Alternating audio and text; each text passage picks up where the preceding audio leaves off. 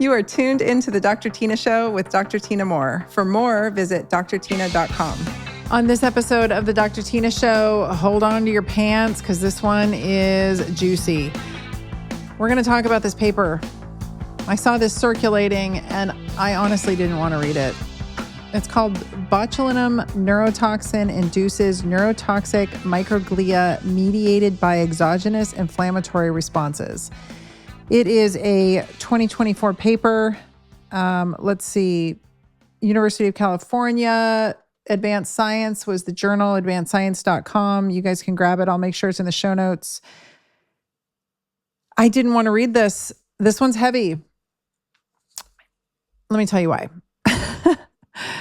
The more I get into it, the more upsetting this is.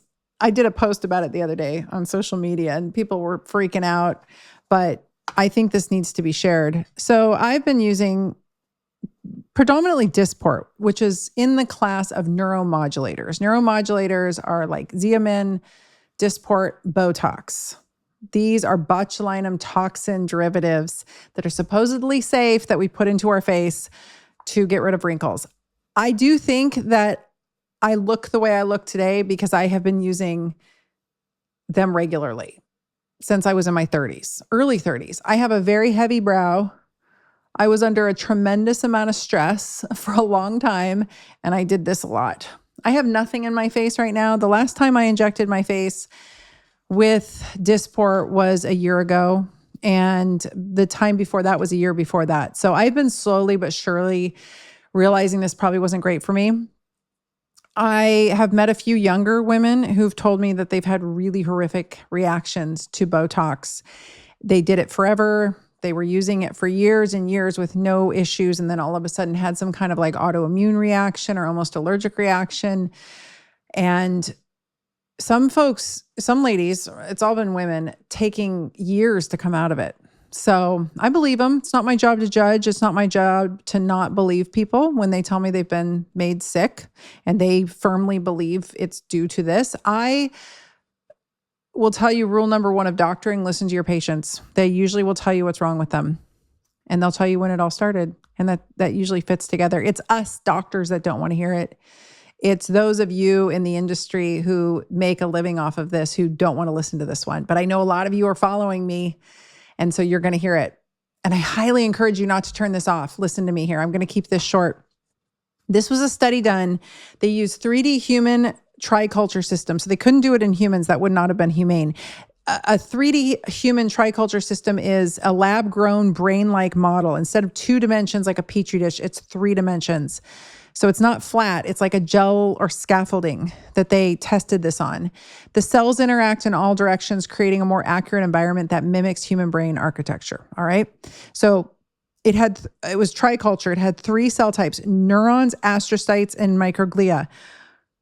So your neurons are your brain cells that send your electrical system or signals, right? Your astrocytes and your microglial cells are very intimately related to one another. Astrocytes support cells that regulate neurotransmitters, blood flow, and inflammation. When they get activated, they kick on the microglial cells. So it's always astrocytes kind of first, microglial cell activation. Microglial cells are the immune cells of the brain. I understand microglial cells really well, and that would take a whole hour-long episode to even get into. And I don't want to make this one too long because I want this to be potent. I want you to hear me. Your immune system in your body, you have like Th1, Th2, you have this teeter-totter immune system. And so generally there's a checks and balances. So when one side lights up, when the immune system lights up, there's a checks and balances and your body's like, hey, let's chill out. Let's dampen this out. In the brain, there is no such thing. There is microglial cell activation. And when it's on forever. It's on, it's primed, it's on. You can do things to hopefully calm down microglial cell activation, but you cannot turn it off once it's on. The way that I understand it, the reason I understand it is because it drives pain. It drives central sensitization. It drives this wind-up pain phenomenon that so many women in particular deal with. Once your microglial cells are on, it doesn't take a whole lot to signal them off again. So once your microglial system is activated, welcome to the jungle. I'll give you an example. 25-year-old girl, let's say 17-year-old girl gets in a triple rollover car accident. She's fine. She gets up, no big deal. A couple years later, she's in college. She's on birth control. She gets into some kind, maybe she falls and hurts her tailbone or something. Suddenly she's got like a pronounced amount of pain and it just is lingering and it won't quite go away. Then let's say fast forward, she gets pregnant and has a baby. Her hormones are high. In that postpartum phase, she gets in a car accident. Yeah, granted, she's probably more flexy because of the relaxin, but let's just say for the sake of it, her hormones are shifted. She's breastfeeding. All of a sudden, 35 miles per hour, she gets bumped from behind in a car accident. It shouldn't be a big deal, right? All the doctors are saying like, oh, your soft tissue should be fine. The standards of care are saying, oh, you should be fine. You should be healed by now. She is in so much pain, you can't hug her anymore. You can't touch her. That is central sensitization. That's wind-up pain phenomena. This gets worse when our hormones are in flux. This gets worse also in perimenopause and menopause, or when you're on birth control pill, or when you've just gone through pregnancy or in one, because the microglial system got activated. This is just like the kindergarten version, but bear with me here. Once they're on, they're on. And what happened to that woman in that story is that they got primed and then they got hit and hit and hit and hit. And they just keep turning on and turning up. And so the immune system in the brain is on, it's on. And it's very difficult to turn off if you can at all. And this is why some women in particular we have other reasons for having more pain than men, but this is why some people like myself live in chronic pain. So I understand this very intimately. All right, that's the system. So what happened here in the study? They used botulinum neurotoxin A, and it signaled a whole cascade leading to synaptic loss, meaning pruning of the neurons, the cells in your brain, and neurodegeneration via microglial cell activation. That, just from what I explained to you, that should terrify you. All right. So what they found, the key findings were Botox can reach the brain. It's transported via nerves in retrograde transport to the central nervous system. So you inject it into the muscles here. The nervous system brings it into the brain. It's detected inside the central nervous system, like regions of the model, still enzymatically active, by the way. Botox depletes acetylcholine in the brain. So the acetylcholine, this is important, the acetylcholine levels drop 68% with the isolated botulinum toxin A. Acetylcholine is critical for mood, memory, attention, and neuroplasticity. There's a lot of other studies showing like benefits of Botox with mood. There's studies and there's decent ones actually showing that people are way less depressed when they use Botox because there is this neuromuscular feedback. The muscles that are responsible for frowning and being angry, if they can't fire, your brain doesn't actually read that. There's also studies showing that people who use Botox don't have as much empathy because they can't actually make the muscles move that are responsible for empathy, like moving your eyebrows. There's a lot kind of going around out there, but this study is the one that I actually cared about. Astrocyte-driven inflammation. The reduced acetylcholine in the brain that's triggered by the Botox, it triggered the astrocytes to release TGF-beta. TGF-beta upregulation sets off a whole cytokine storm.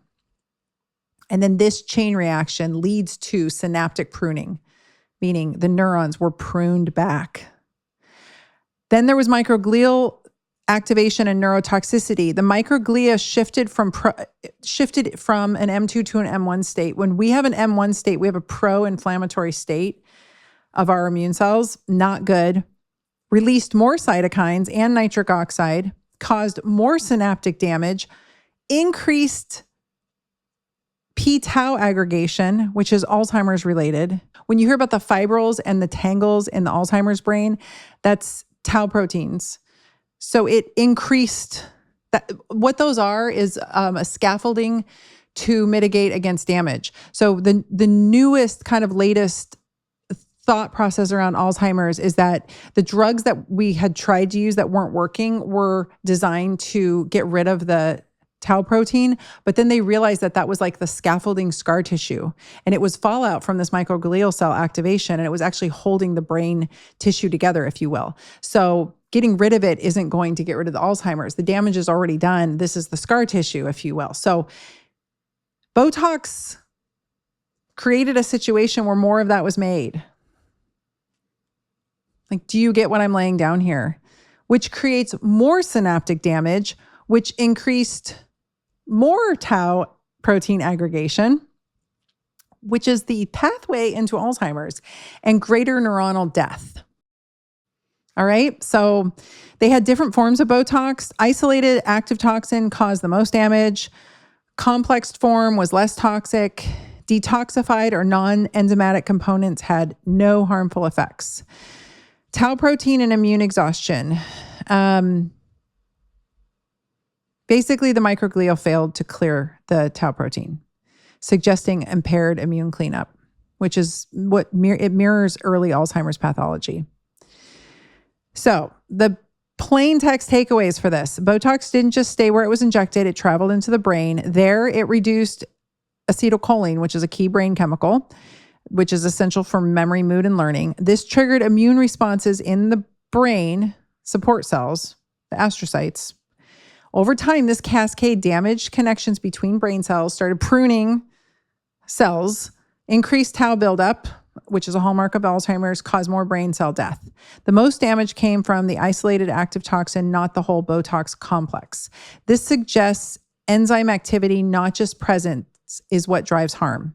So it's not just, there's enzymatic activity going on along with the Botox when it comes as it comes. So there's other research. Like I said, Botox has been shown to reduce emotional experience by disrupting facial feedback. It's been shown to decrease empathy in those who use it because they're unable to mimic the person. We have mirror neurons. We mimic people's emotions back to them. So when somebody's like crying, you go, oh, you lose that when you're all Botoxed up. And they're psychopaths. I just wanted to throw this in here because I thought this was interesting. I saw some data showing that psychopaths don't move their foreheads. And I was like, oh, that's weird. That's what happens to people when they're heavily Botoxed. We don't move our foreheads. Like if a psychopath, so again, remember this brain neuromuscular feedback. If the muscles can't contract to feel the emotions, the brain doesn't feel the emotions.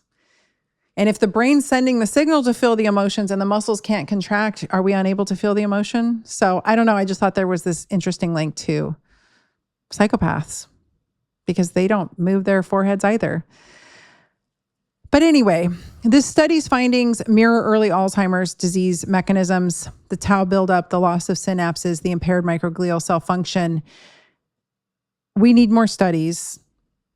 This doesn't mean that if you've done Botox, you're going to get Alzheimer's. This is for education only. I'm just sharing the study out. You guys can go look. You can look at the limitations of the study. You can read into it further. But I encourage you, I'll put the link in the show notes. I want you guys to download this and go have a conversation with whoever's injecting your face.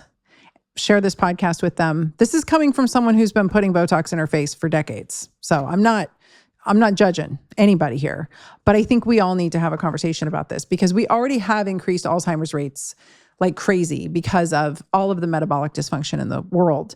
So we're already looking at, we're already really looking at an epidemic of our elderly developing dementia and Alzheimer's. And then I just saw another study showing that, I just pulled it up on Medscape. This is legitimate. A link between autism and Parkinson's. So we're looking at a onslaught of neurodegenerative disorders as it stands. So do we really need to be pushing it along any more heavily, right? So anyway, I'll link that there. Love you guys. Sorry if this freaks you out. Thank you for listening. Let me know what you think. If you're on YouTube, hit me up in the comments below. Let me know what you think. I will follow up with this. If anything else comes out, I'll let you guys know. A lot of you have been asking me, what about Botox? I never advise anyone to do it or not do it. I used to offer it in my clinic. I used to actually administer it. I have done a lot of it into my face over the years. I used to do it 3-4 times a year. And I know some of you have done a lot more, but for you very young girls, pumping this stuff in your face thinking there's no ramifications. Wait till you're 50, you start having a little brain fog, especially if you're a high functioning person like I am. And you're like, I wonder what I did in my younger years to help this along, right? I certainly don't want to forget who I am, what my name is, and what my purpose is on this planet because I had a vanity issue, right? So what am I going to do? I'm going to try out frownies. I'm totally open to suggestions. Email me podcast@drtyna.com if you have any good ones. I have PRP at my disposal. I have microneedling at my disposal. I have exosomes at my disposal. I have all kinds of things in my house, in my clinic that I can do to myself just to keep up. There's always facelifts. Not that I want to undergo anything like that, but I mean, that's a lot of trauma to the nervous system and to the skin. But that said, I think my days with neuromodulators might be over, and I'd love to hear what you guys have to think too. So talk to you later. Thanks for listening to the Dr. Tina Show. This is a Wellness Loud production produced by Drake Peterson and mixed by Mike Fry. Theme song is by John the Guild. You can watch the full video version of this podcast inside the Spotify app or on YouTube. As always, you can email the podcast at podcast@drtyna.com. That's DRTYNA. And if you like this episode, please rate, review, and subscribe on your favorite podcast app. You can also find all of my offerings on my website at drtyna.com. For more shows by my team, go to wellnessloud.com. See you next time, and thanks for listening. This podcast is for general informational purposes only. It does not constitute the practices of medicine, nursing, or other professional healthcare services, including the giving of medical advice. I am a doctor, but I am not your doctor. No doctor-patient relationship is formed. The use of this information and the materials linked to this podcast is at the user's own risk. The content on this podcast is intended not to be a substitute for professional medical advice, diagnosis, or treatment. Users should not disregard or delay in obtaining medical advice from any medical condition they have, and they should seek the assistance of their healthcare professionals for any such conditions.